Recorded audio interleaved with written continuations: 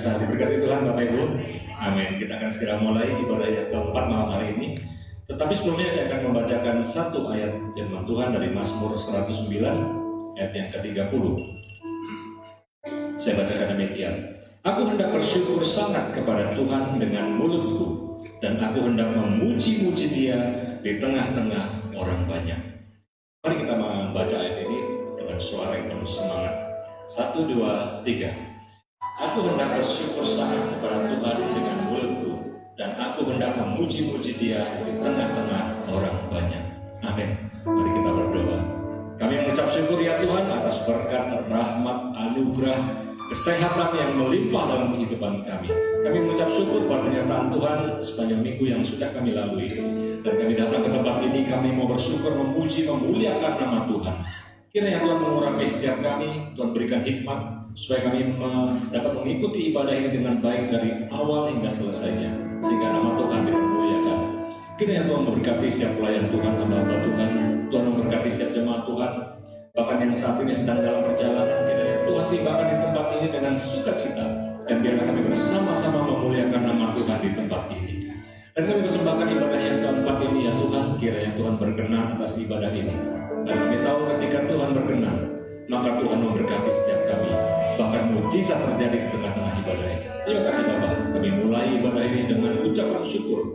Hanya di dalam nama Bapa, Anak, dan Roh Kudus, yaitu di dalam nama Tuhan Yesus Kristus. Haleluya.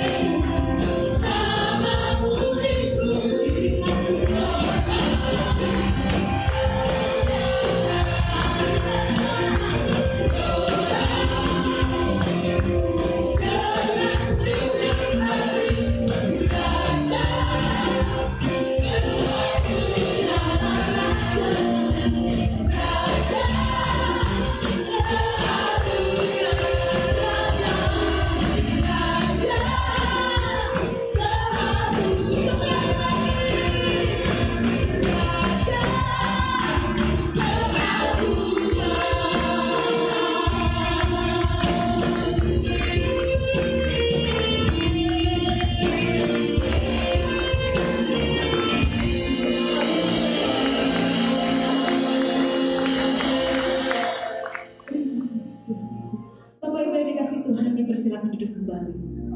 Tuhan, Engkau baik, tidak pernah meninggalkan kami. Oh, terima kasih Tuhan, kami amat bersemangat Tuhan, apapun keadaan kami. Tuhan selalu ada bersama kami, menguatkan kami dan berkata kepada kami, jangan takut.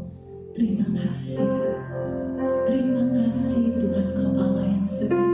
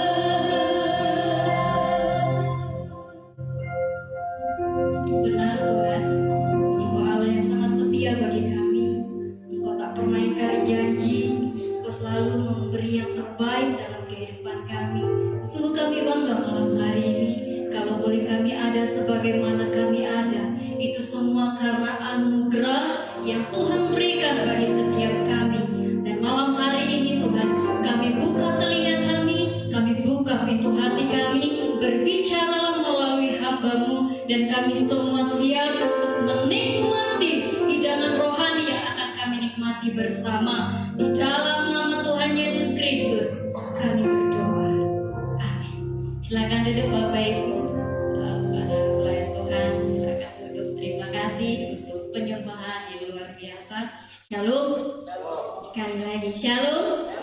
Apa kabar saudara? Apa kabar saudara? Beri kemuliaan bagi nama Tuhan sekali lagi. Haleluya. Ya. Bersyukur kalau ini minggu keempat di bulan Agustus. Saya percaya banyak hal yang sudah kita lewati, banyak sukacita, banyak duka cita, tapi percayalah di dalam Kristus ada kemerdekaan. Amin.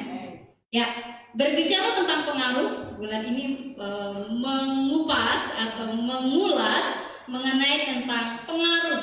Ya, manusia mempengaruhi manusia. Ya. Komunitas bisa mempengaruhi individu, bahkan seseorang bisa mempengaruhi komunitas yang sudah ada dan sebagainya. Dalam kekristenan pun kita juga diingatkan untuk memberi pengaruh yang baik, memberi pengaruh yang luar biasa baik menurut kebenaran firman Tuhan. Sekarang mah zamannya digital, zamannya era modern, tapi terkadang saking modernnya dunia, manusia semakin kolot. Ya, boleh canggih dalam hal-hal mengenai teknologi, tapi tanpa kita sadari kita kolot mengenai tentang firman Tuhan. Betul? Tanpa disadari, saudara. Dan tidak menutup kemungkinan teknologi begitu berpengaruh luar biasa bagi kehidupan manusia. Contohnya, di sekitar kita kerja kalau nggak ada komputer, kalau nggak ada gadget, rasanya hampa terasa. Hampa, nggak enak karena sudah disuguhkan dengan hal-hal yang mempermudah. Tetapi perlu kita lihat bahwa tanpa kita sadari juga, teknologi bisa mempengaruhi pola pikir, teknologi bisa mempengaruhi cara berpikir seseorang, dan bahkan teknologi bisa memperburuk keadaan seseorang. Karena apa, saudara? Karena terlalu di zona yang nyaman. Ya. Tapi tergantung kepada pribadi kita kembali, kita mau lihat dari sisi yang mana. Ibarat kopi, ada sisi pahit dan sisi manis, asik, ya. Nah, kalau kita melihat dari sisi yang negatif, kehidupan kita akan dipengaruhi oleh yang negatif. Tapi kalau kita melihat dari sisi yang positif, maka kehidupan saya dan saudara akan dipengaruhi dengan hal yang positif. Dan salah satu yang lagi booming adalah menjadi YouTuber. Vlog sana sini dan sebagainya, salah. Menikmati era modern, tapi terkadang kebablasan. Yang buruk jadi trending topik, yang kurang, yang baik menjadi kayak semacam ditutupi.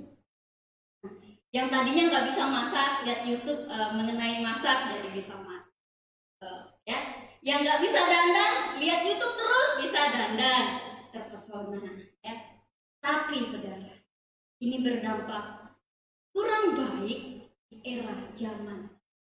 Karena apa? Disuguhkan dengan konten-konten yang menurut saya perlu dibenahi. Apa hubungannya dengan pengaruh di dalam kekristenan? Kita buka terlebih dahulu, saudara. 2 Korintus pasal yang ketiga ayat 2-3. Menjadi nas yang paten buat kita bulan ini. 2 Korintus 3 ayat 2 sampai ayat yang ketiga berkata demikian.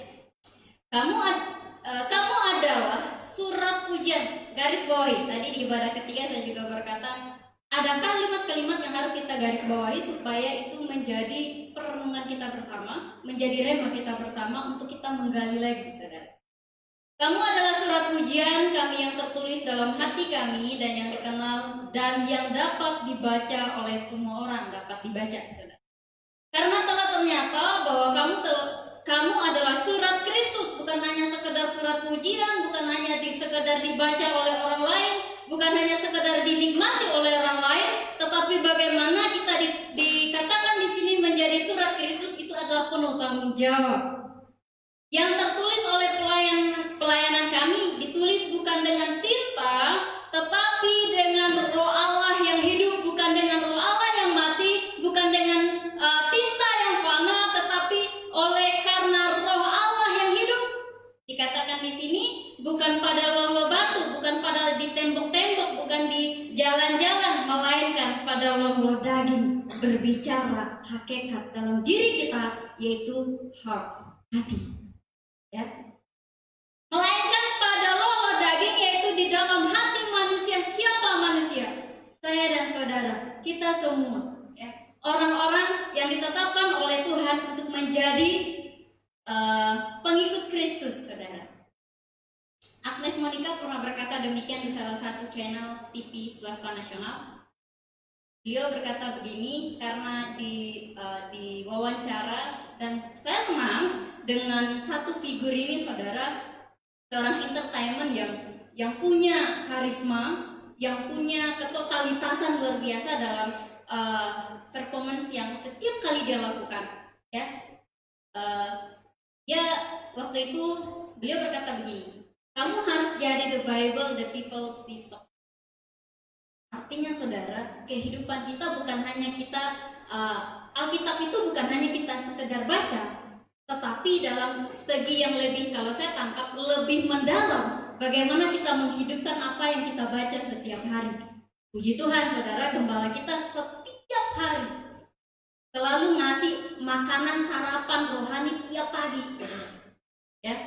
Dan itu saya sharekan kalau di grup multimedia, saudara, itu saya ambil dan saya share kembali ke orang-orang yang jauh, maksudnya yang ada di sini dan juga yang di luar, saudara. Nah, berbicara tentang surat pujian, saudara, kehidupan kita dibaca semua orang. Ya. Orang nggak akan pernah terkesima dengan apa yang mungkin kita ucap, tapi orang akan terkesima dengan apa yang kita perbuat. Banyak hal yang membuat kita, misalnya saat ini mungkin belum berpengaruh setiap perkataan. Mungkin saat ini belum berpengaruh apa yang kita kerjakan, belum berdampak, belum menghasilkan dan sebagainya. Tapi ketika kita menghadirkan Sang Pemberi ekstra dalam kehidupan kita, maka kehidupan saya dan saudara akan menjadi orang-orang yang luar biasa. Di awal bulan Pak Gembala berkata bahwa surat rekomendasi, surat kuasa, ya, pasti itu ada tanda tangannya dan ada materainya, saudara. Itu berbicara tentang sesuatu yang gak main-main, ya. Saya dulu waktu diutus PPL di sini tahun 2014, saya dikasih surat kuasa, saya bawa surat, dan sebelum saya datang, ternyata surat dari kampus sudah ada di sini. Bahwa atas nama ini, nomor induk mahasiswa ini, ya kan, semuanya lengkap di situ, akan PKL atau praktek di tempat Bapak yang Bapak gembalakan, misalnya. Kira-kira begitu, saudara. Itu tanggung jawab, kampus punya tanggung jawab mengutus orang yang diutus pun harus bertanggung jawab. Yesus Kristus mempertanggungjawabkan ketika dia diutus di dunia hanya untuk memberi keselamatan. Ya, dia dijadikan korban. Itu akibat dosa, saudara. Nah, intinya adalah kita harus menjadi saksi, saudara, dimanapun Tuhan tempatkan saya dan saudara. Saya tidak tahu saudara bekerja di mana, di instansi apa, tapi yang jelas firman Tuhan berkata bahwa kita harus menjadi saksi dimanapun kita berada. Ada tugas yang harus kita pertanggungjawabkan atas keimanan saya dan saudara. Ya, tugasnya ialah mengerjakan setiap perintah Tuhan dengan mentaati kebenaran firman Tuhan. Saudara pasti tahu siapa Timotius. Saudara pasti tahu siapa yang mempengaruhi keimanan Timotius hingga menjadi satu anak muda yang bisa dikatakan hidupnya penuh dengan extraordinary. Ketika dia dipengaruhi oleh dua sosok wanita dalam hidupnya, yaitu neneknya dan ibunya, serta gurunya, Rasul Paulus. Bagaimana dia melihat kehidupan orang-orang di sekitarnya begitu baik, dan dia menangkap itu semua, dan dia menjadi orang yang luar biasa. Nah, Ketaatan kita tidak hanya sekedar kita taat, saudara. Memang sih gak gampang banget buat taat. Enak sih nih ngomong ke taat itu gampang banget, iya gampang. Ngomong setia itu gampang, iya, gampang dan semangat, iya. Tapi saat mau action, mau melakukan, oh haleluya, Tuhan jamah, ya. Ada apa namanya? Ada hal yang harus kita betul-betul pertanggungjawabkan, saudara. Nah, ketaatan kita itu nggak boleh kondisional, tetapi ketaatan kita harus konsisten. Kalau kita sudah dibaptis, sudah percaya sama Tuhan, sampai detik-detik terakhir pun kita harus percaya sama Tuhan.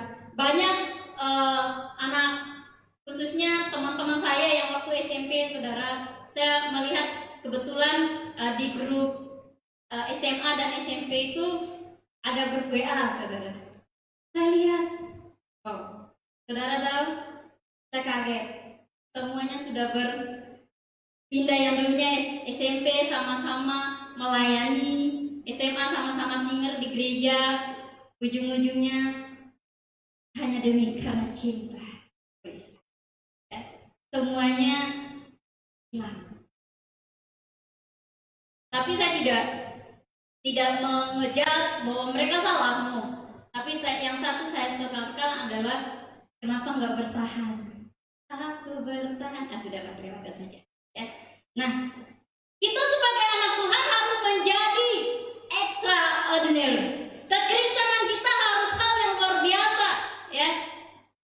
Kita mengerjakan bagian kita, Tuhan akan mengerjakan bagiannya Dia untuk menjadi manusia yang berpengaruh di tempat kerja, di tempat pelayanan, di sekolah, di kuliah, di komunitas, di instansi. Yang harus pertama kali yang harus kita lakukan adalah hidup dalam ketaatan. Tanpa ketaatan, mustahil semua menjadi baik. Tanpa kesetiaan, mustahil semua akan menjadi hal yang luar biasa. Ketika kita melakukan bagian kita melakukan yang ordinary, biarkan Tuhan yang menambah ekstra. Akhirnya kita menjadi pribadi yang begitu. Bukan berarti kita sempurna, semua manusia tidak sempurna. Kita mau melakukan kehendak Bapa di sana. Kita lihat sebentar di Perjanjian Lama, saudara, di PL, di Kejadian 3 ayat 14 sampai 19, saudara. Kita lihat terlebih dahulu di pasal sebelumnya, di ayat sebelumnya, Kejadian 3 ayat yang ke-6. Ini awal mula kejatuhan manusia dalam dosa. Perempuan itu melihat, karena terkadang kita terkecoh dengan penglihatan kita, dengan pandangan kita, apa yang kita lihat. Wow, itu menarik, ujung-ujungnya jatuh. Wow, itu sangat menggoda, ujung-ujungnya bawa kehancuran. Perempuan itu melihat bahwa buah pohon itu baik untuk dimakan. Ini LAI menerjemahkan makan, saudara. Kalau yang namanya makan mah nggak ada yang nggak enak, pasti semuanya enak, apalagi kalau yang gratis. Dan sedap kelihatannya, hati-hati dengan mata. Kita bisa ya. Lagi pula pohon itu menarik hati, saudara. Kata-katanya asik banget. Ya. Karena memberi pengertian seolah-olah. Kalau saya tangkap, Hawa saat itu kepo banget. Ya. Kok Tuhan larang sih gitu? Emang kenapa sih dengan pohon ini? Kalau bahasa saya. Lalu dia mengambil dari buahnya dan menikmatinya, memakannya dan diberikannya juga kepada Adam selaku suaminya, yang bersama-sama dengan dia, dan suaminya pun menikmatinya juga, memakannya juga. Saudara lihat, hanya karena melihat lalu tertarik hingga menikmati, jatuh, hilang kemudian. Ketika waktu itu Adam dan Hawa di Taman Eden, semuanya begitu baik. Apa yang semuanya sudah Tuhan sediakan, nggak usah lelah-lelah nyangkul, nggak usah kerja keras, nggak usah cucuran air mata dan keringat untuk mencari makan. Semua tersedia tanpa terkecuali. Tapi satu hal, saudara, perempuan itu melihat bahwa pohon itu menarik. Ada kata menarik, sesuatu yang menarik. Kembali lagi saya katakan teknologi di internet, YouTube itu ada beberapa hal yang menarik. Tetapi ada juga hal-hal yang tidak menarik menurut saya. Tapi satu hal itu tergantung sama pribadi, lepas pribadi mau menikmati yang kayak gimana yang disuguhkan. Dunia menyuguhkan sesuatu yang seolah-olah tidak ada yang salah. Tapi perlu kita ketahui saudara, di situ bagaimana kita mesti harus mempertahankan penglihatan kita, pikiran kita. Kita kita loncat ke pasal selanjutnya, pasal yang ke-14 dan 19. Ini adalah resikonya, konsekuensi yang diterima ketika melirik, menikmati ini yang terjadi saudara. Dampaknya apa? Pengaruhnya apa? Ya. Ular berjalan dengan perut debu tanahlah yang dimakan. Perempuan susah payah mengandung serta melahirkan dan sangat dibuat banyak. Laki-laki, para suami di sini dikatakan bersusah payah mencari rezeki, mencari berkat, mencari kehidupan hingga ya, dikatakan tulangnya dibanting-banting. Bukan tulangnya yang dibanting, tapi otak dan perasaan dibanting. Untuk gimana caranya nyari makan? Ini konsekuensi, dampaknya. Oleh sebab itu saudaraku, supaya memperbaiki hubungannya retak, guys. Ya. Ketika manusia jatuh dalam dosa, hubungannya hancur antara Allah dan hubungan manusia. Ini harus ada yang memperbaiki. Maka lahirlah Yesus Kristus. Kalau menurut saya, kalau dari pandangan segi sutradara, Allah kita sutradara yang hebat. Dia menyusun skenario skrip demi skrip yang luar biasa, hingga semua endingnya tanpa diduga. Ya. Yesus lahir pun ternyata membawa dampak juga. Ya. Hingga Herodes merasa terancam dalam tahtanya, dalam kedudukannya. Ketika dia lahir, tambah dewasa, ketika dia sudah umur belasan, saudara, dia sering ke bait Allah untuk belajar tentang kebenaran di sinagogi. Nah, di situ pun para ahli Taurat atau orang Farisi, saudara, kayaknya seolah-olah mereka hidup ketuhanan banget gitu. Tapi justru jauh di luar. Hingga dewasa umur 30-an, Yesus harus membentangkan tangan, memproklamasi kemerdekaan, keselamatan. Ya. Kalau bulan ini kita sudah memproklamasi kemerdekaan kita yang ke 75 tahun, saudara. Di atas kayu salib, Yesus memproklamasikan keselamatan buat saya. Betapa bangganya punya Tuhan yang hidup, punya Tuhan yang luar biasa. Jangan pernah takut untuk melakukan yang baik, meskipun keadaan sering terancam. Saya melihat berita kemarin, saudara, bahwa Uni Eropa menggugat bangsa kita hanya karena presiden kita per Januari 2021 biji nikel tidak lagi diekspor, akan diolah oleh bangsa kita sendiri. Hingga mereka juga karena kelapa sawit juga akan diolah sendiri oleh bangsa kita, saudara. B30 akan menjadi B90. Nanti saudara cari tahu sendirilah apa itu B30, B90. Saking berpengaruhnya, berdampaknya, saudara, bangsa kita digugat oleh Uni Eropa. Tapi saya lihat keberanian presiden kita, saudara. Dia tidak gentar. Bahkan dia berkata bahwa cari pengacara dan hukum yang terbaik di negeri ini. Wow. Saya merasa terkesima, saudara, melihat sosok. Apalagi Yesus, saudara. Kita harus bangga dong jadi anak Tuhan. Jarang-jarang dipilih, maksudnya. Menjadi surat hidup kita dibaca semua orang. Kalau kita melakukan masalah 1001 yang kita perbuat, ketika kita membuat kesalahan satu, yang diingat apa, saudara? Pasti yang satu dong. Kesalahan yang akan diingat. Nah, hidup kita harus menjadi orang-orang Kristen yang bukan hanya KTP, yang bukan hanya Kristen ya dari orang tua juga Kristen ya Kristen. Karena keselamatan itu menyangkut diri sendiri, nggak nyangkut orang lain. Saya nggak bisa saat saya meninggal terus saya naik ke surga, saya narik Pak Ambar untuk ke surga juga nggak bisa. Itu urusan pribadi, lepas pribadi dengan Tuhan. Ya. Yang kedua, milikilah kasih ilahi. Kita baca di 1 Korintus pasal yang ke-13 ayat kedua sampai dengan ayat yang ke-6. Ayat yang kedua dan ayat yang ke-6.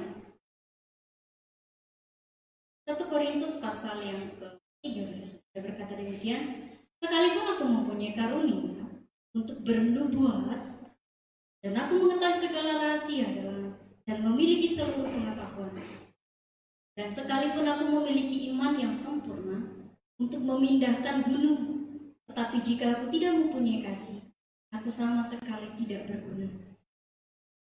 Ia tidak bersukacita karena ketidakadilan, tetapi ia bersukacita karena kebenaran. Saudara, di ayat yang kedua ini keras. Saya ngerasa tertantang ketika seringkali membaca ini, saudara. Saya selalu, iya ya, buat apa gue pintar, buat apa gue cerdas kalau gue sombong, iya, buat apa gue kaya kalau gue jujur. Ada faedah. Karena hidup yang Tuhan mau, blessed to the blessed, diberkati untuk memberkati. Karena segala sesuatu yang Tuhan nyatakan dalam kehidupan saya dan saudara hanya untuk kita bersaksi. Yang tadi di poin pertama menjadi surat. Kita dibaca semua orang. Saudara melihat saya dari ujung rambut sampai ujung kaki. Pendeknya ini orang gitu. Kulitnya sawo matang bukan sawo busuk. Ya. Sekalipun aku mempunyai karunia bernubuat, ya, mengetahui segala rahasia dan sebagainya, kalau kita miskin kasih, gak ada faedah, nggak akan ada guna. Tapi di sini ayat yang ke-6 berkata, ia tidak bersukacita karena ketidakadilan, tetapi ia bersukacita karena kebenaran. Berapa banyak kita melihat di sosial media, di media cetak maupun media elektronik, saudara, bahwa kita melihat banyak kesenjangan-kesenjangan di sana mengenai tentang ketidakadilan, terutama hukum. Saya nggak ahli hukum, saudara. Setidaknya saya berusaha untuk belajar. Ya, banyak di sana, saudara. Kasih yang harus kita miliki itu kasih yang kayak gimana? Agape, kasih Allah, kasih Bapa. Ya. Maka yang ketiga kasih berikutnya akan menyusul, saudara. Apa itu? Saudara bisa tahu sendirian, ya. Kasih Allah, ya. Kalau ini ada dalam diri setiap orang percaya, setiap orang Kristen, setiap pribadi kita semua, saya dan saudara, maka terciptalah pribadi yang baik. Kita dituntut untuk menjadi pribadi baik karena Yesus sudah menjadi teladan dalam kehidupan saya dan saudara. Berkarakter baik, berjiwa baik, dan beruang. Dan binatang beruang, saudara. Maksudnya kehidupan kita berkecukupan secara materi kan, secara keuangan sama aja, materi dan keuangan. Itu berkecukupan, saudara. Why? Karena kehidupan saya dan saudara diberkati. Kalau kita mengutamakan Tuhan dalam hidup, itu akan ditambahkan. Gak mungkin dong kita beli payung, bonus. Bonusnya mobil, nggak mungkin. Seharusnya kita beli mobil berarti bonusnya payung, saudara, ya kan? Kalau kita berketetapan untuk memiliki hati yang penuh keyakinan dalam keimanan seperti Timotius, saudara, memiliki ruang atau keluarga yang berpengaruh baik dalam pertumbuhannya secara jasmani, terlebih secara rohani. Ya, waktu saya kelas 4 SD, ketika itu saya sama papa saya nggak tahu waktu itu pergi kemana dan ngomong apa gitu. Papa saya nyeletuk gini, saudara. Nanti kalau kamu sudah dewasa, kamu akan diperhadapkan dengan egois, emosi, dan ambisi. 3 hal. Egois, emosi, dan ambisi. Saya baru sadar kalimat beliau ketika saya mengupas ini firman tuh, menyiapkan firman ini, saudara. Apa? Ternyata kalau orang yang berambisi lebih kepada arogansinya tinggi. Lagu Agnes kan, arogansi, arogan banget, penuh dengan emosi dan pasti egois, saudara. Pokoknya mau menang sendiri lah, gini-gini. Tapi kalau orang hidup dalam kasih nggak seperti itu. Ya, penuh hikmat. Ketika kita berkata-kata itu harus penuh hikmat, karena kita mengasihi sesama kita. Jangan sampai ya kita menjadi batu sandungan dalam perkataan. Kita menjadi batu sandungan dalam pengaruh yang buruk. Kita menjadi batu sandungan dalam hal yang enggak sopan, enggak baik dan sebagainya, saudara. Tuhan jijik, ya.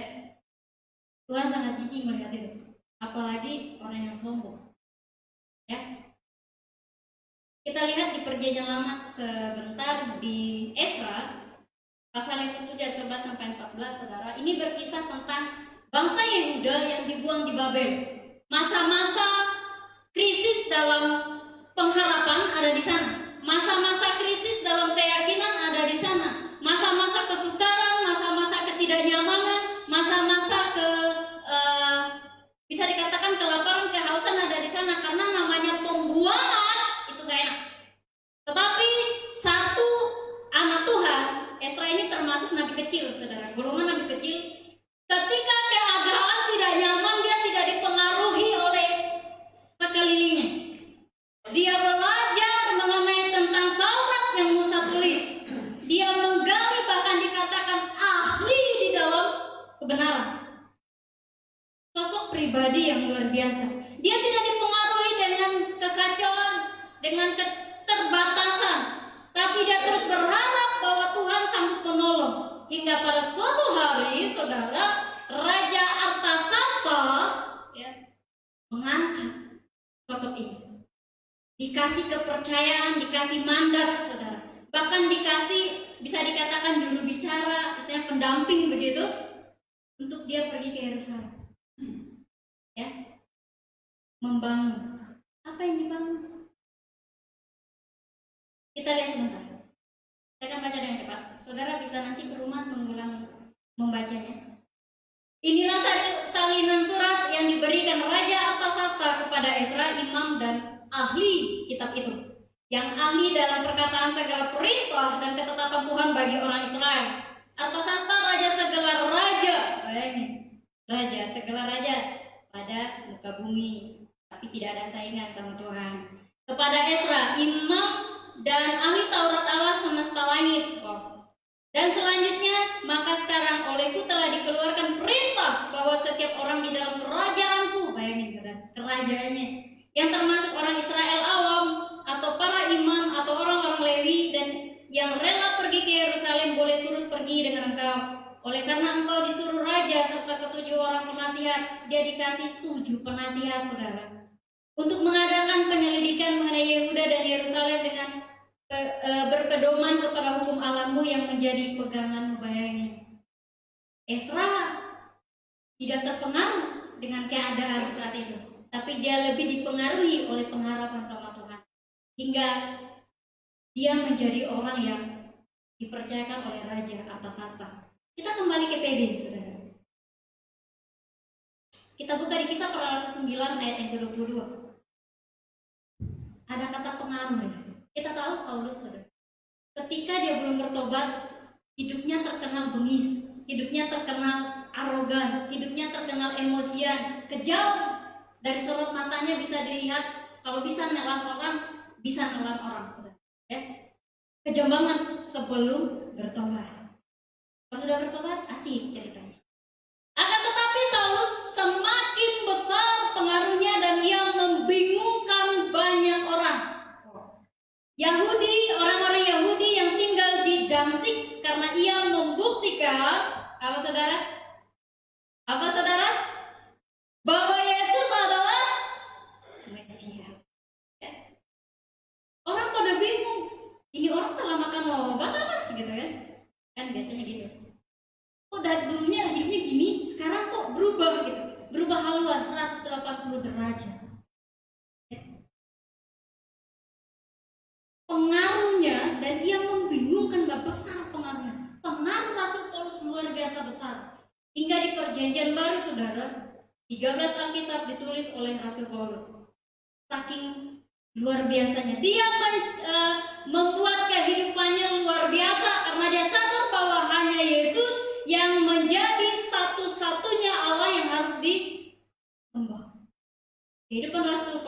menjadi extraordinary.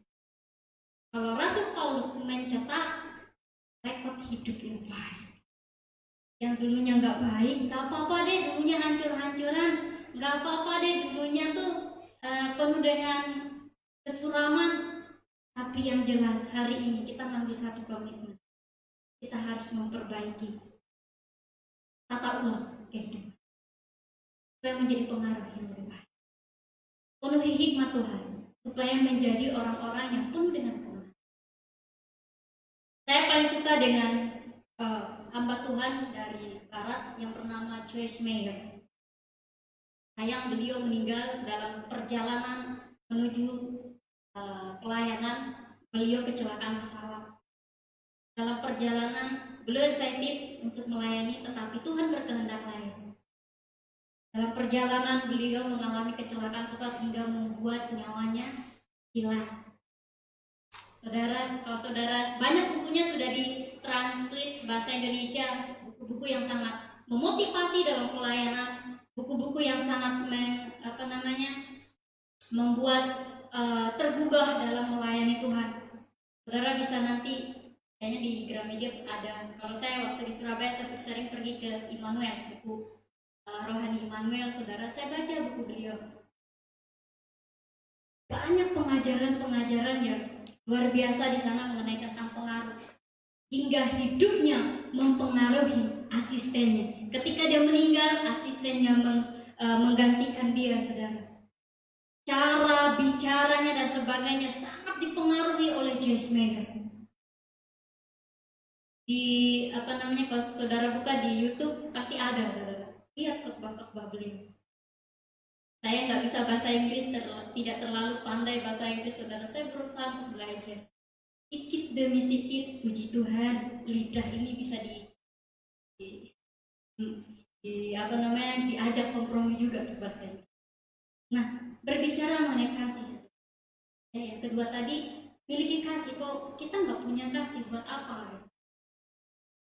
Saya melihat satu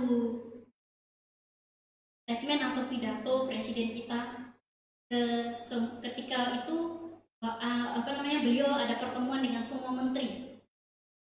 Beliau berkata demikian mengenai tentang kondisi negara kita. Beliau berkata, kita harus punya rasa yang sama, asik. Saya langsung gitu. Saudara bisa lihat di YouTube ada sih. Kita harus punya rasa yang sama. Apa yang saya rasakan, Bapak Ibu Saudara semua rasakan. Yang artinya berbicara kepentingan negara. Jangan sampai kita sendiri gak bangga dengan negara kita, saudara. Apa yang saya rasakan, Bapak Ibu dan Saudara juga rasakan untuk kepentingan negara. Kita sebagai anak-anak Tuhan seharusnya memiliki rasa yang sama. Rasa yang kayak gimana? Rasa persaudaraan, rasa persekutuan untuk saling menguatkan satu dengan yang lain, bukan saling menjatuhkan. Sekarang gereja akhir zaman banyak saling menjatuhkan, saudara. Tapi saya percaya orang yang sudah kenal kasih Kristus, kasih agape, tidak akan pernah saling menjatuhkan. Justru saling menguatkan, bergandeng tangan. Era eskatologi, era akhir zaman. Oleh sebab itu, saudara, Tuhan pun ingin kita semua satu rasa. Satu rasa ketika kita menyembah, sama-sama diberkati dalam penyembahan. Saat kita memuji, sama-sama menikmati hadirat Tuhan. Bahkan Tuhan ingin kita seirama. Ajari aku Tuhan. Ada lagu itu. Saya lupa liriknya. Enak banget didengar. Kalau bisa menusuk tulang-tulang, saudara. Ya. Artinya di sini dikatakan bahwa kita mengenal pribadi Allah yang penuh dengan kasih. Maka kita pun dituntut untuk mengasihi. Ya. Kasih ini bisa berdampak di mana-mana. Kita tahu Mom Teresa, saudara, terkenal dengan sosialnya yang luar biasa, jiwa sosialnya luar biasa. Ini karena dia mengenal betul-betul pribadi Tuhan tentang kasih. Saudara yang terkasih dan Tuhan, beberapa bulan lalu, sekitar bulan 2, saudara, sebelum Michael pergi ke Bima, saya ajak dia, Mike, saudara pasti tahu ya, Michael. Ayo kita keluar, kemana kak? Jalan aja. Saya cerita kami jalan. Kita ke TB, Taman Berlabuh. Pergilah kami di situ. Saya lihat anak-anak kecil, saudara, jujur. Saya nggak tega melihat anak-anak kecil, saudara. Mereka ada 4 orang. Yang saya masih ingat, yang melekat di ingatan saya ada Aziz dan Nur. Saya panggil ada keempat orang ini. Dia bilang, Kak, belilah jajanan jualan kami.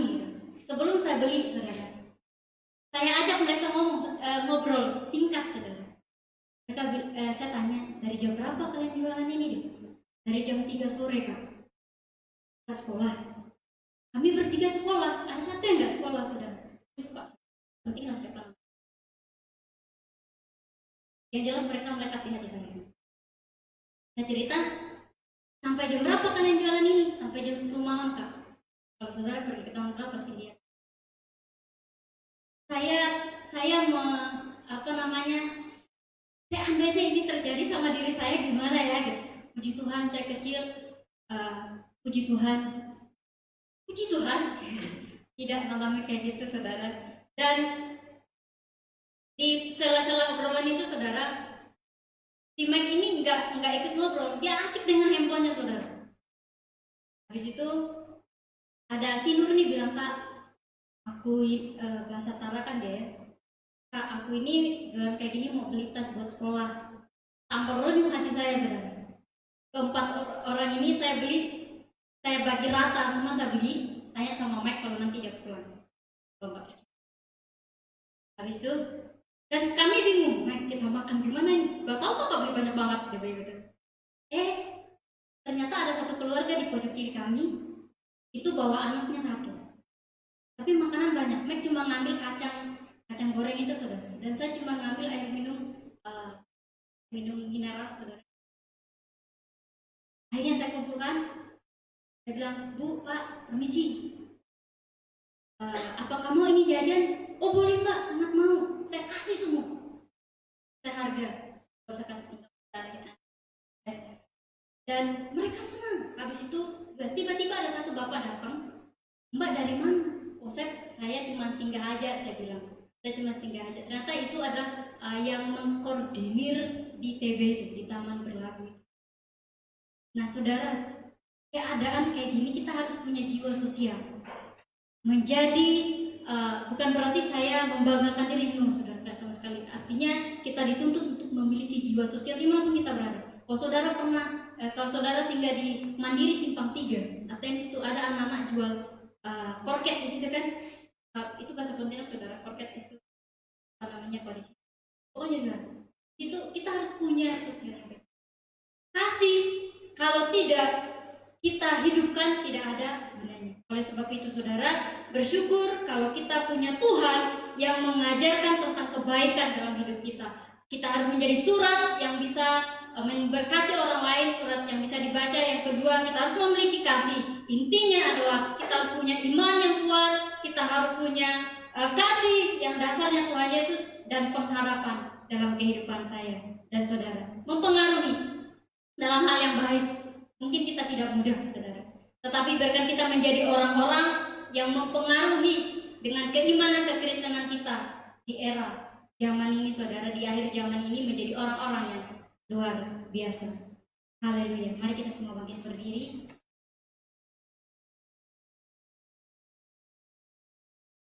Tuhan telah memilih kehidupan kita sama-sama untuk bersekutu, saudara.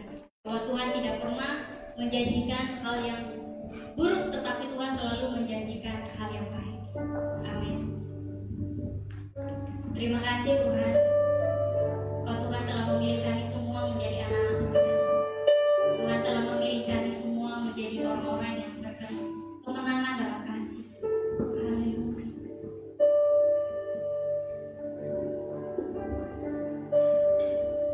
Haleluya. Memilihku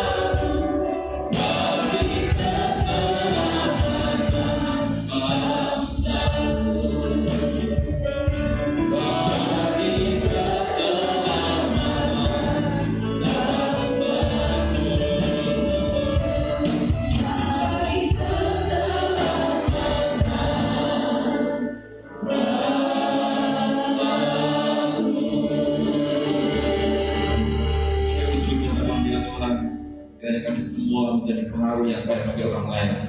Kalau kami menjadi pengaruh, kami pasti diberkati Tuhan. Kuasa Tuhan ada pada kami, dan terang ilahi ada pada kami, sehingga kami bisa menjadi berkat bagi orang lain. Jadikan kami alat-Mu ya Tuhan, dan senantiasa menyalurkan kasih kuasa dari Tuhan. Di dalam nama Tuhan Yesus Kristus, setiap kami yang mendengarkan firman Allah, kami diberkati dan kami diubahkan, kami semakin mendapatkan kuasa dari Tuhan.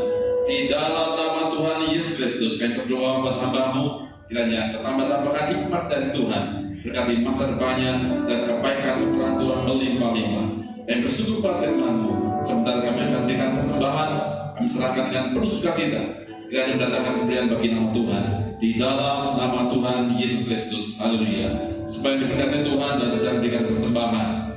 Mari bersama-sama katakan amin. Silakan duduk saudara. Mari kita berikan persembahan.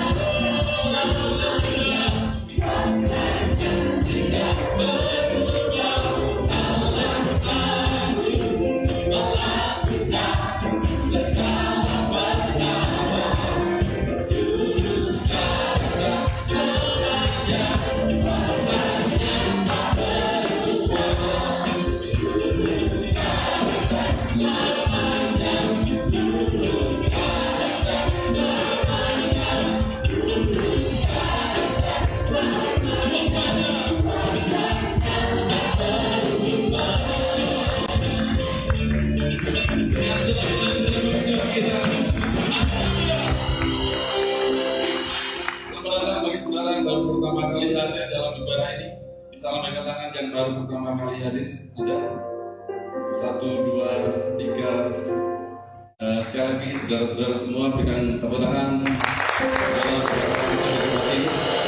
kalau ketemu di jalan selama di Kota Tarakan kita bisa bertegur sapa. Tetapi mungkin ketika mengenal wajah harus sedikit membuka maskernya. Oh demikian wajahnya ya. Puji Tuhan. Sekali lagi selamat datang. Dan Saya berharap kita semua tetap menjaga menerapkan protokol kesehatan dengan baik. Saudara terbiasa terus setiap kali ada kerumunan di kerumunan massa, saudara tetap pakai masker dan sering-seringlah cuci tangan, jaga jarak satu sama lain, karena ini penting untuk kepentingan kita bersama. Demikian saya sampaikan, dan terus berdoa buat gereja ini, saudara, bahwa gereja kita terus membenahi diri dan lain sebagainya. Kita membuat bahwa di gereja ini adalah tempat yang nyaman, tempat yang sehat, saudara. Selain di rumah kita sendiri, jadikanlah rumah saudara rumah yang sehat, rumah yang aman, sehingga anggota keluarga kita masing-masing lebih tenang tinggal di rumah. Dan gereja kita juga kita buat demikian. Tolong kasih tahu ke teman-teman yang lain, saudara-saudara yang lain, kalau di gereja tidak perlu takut, karena kita juga menerapkan kesehatan yang sangat ketat di tempat ini. Setiap sudut ruangan kita pantau sedetail mungkin. Saudara, kiranya bisa menjadi berkat bagi umat Tuhan. Itu saja yang perlu saya sampaikan, dan Tuhan memberkati kita semua. Tenangkan tangan saudara. Bapak, kami bersyukur di hadapan-Mu buat ibadah malam hari ini. Kami percaya apa yang kami kerjakan, ya Tuhan, kenal di hadapan Allah, Roh Kudus semakin sempurnakan pujian penyembahan kami. Roh Kudus kiranya terus memakai kami. Berkatilah kami, ya Tuhan. Setiap hamba-hamba yang sudah terlibat pelayanan dari ibadah pertama, kedua, ketiga, keempat, kami bersyukur ibadah online, Tuhan Allah senantiasa memberkati. Bahkan umat-umat Tuhan yang setia beribadah, setia memuji Tuhan, setia untuk memperdengarkan nama Yesus Kristus pada orang lain. Kami bersyukur, ya Tuhan, berkat ilahi tercurah pada setiap umat Tuhan. Di dalam nama Tuhan Yesus Kristus kami akhiri ibadah malam hari ini. Haleluya. Sekarang jemaat yang dikasih Tuhan, pulanglah dan terimalah kasih sukacita, damai sejahtera dari Allah Bapa, Anak dan Roh Kudus, demi nama Tuhan Yesus Kristus, mulai hari ini sampai selama-lamanya. Diberkati keluarga rumah tanggamu, diberkati usaha pekerjaanmu, diberkati kesehatanmu, diberkati pelayananmu. Apa yang perencanakan, Engkau kerjakan, dibuat Allah berhasil.